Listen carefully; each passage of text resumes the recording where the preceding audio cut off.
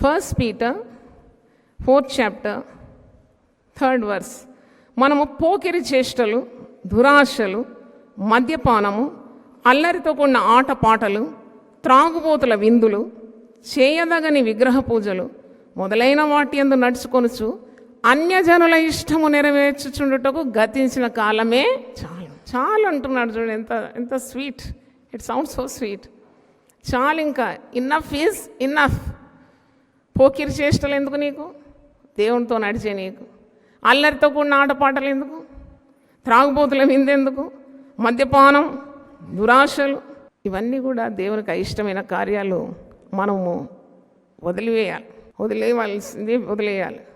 హత్తుకోవాల్సింది హత్తుకోవాలి, పట్టుకోవాల్సింది పట్టుకోవాలి. మనం లోకానికి వెలుగంటాం, మనమే చీకట్లో ఉంటే యేసు ప్రభు నామము అన్యజనుల మధ్యలో ఏమవుతుంది? దూషింపబడుతుంది. మనం ఒకసారి స్వపరీక్ష చేసుకుందాం. నీ ద్వారా కుటుంబంలో ఎంత ప్రభావం ఉన్నది? How much influence you are able to cast in your own family? That's very important.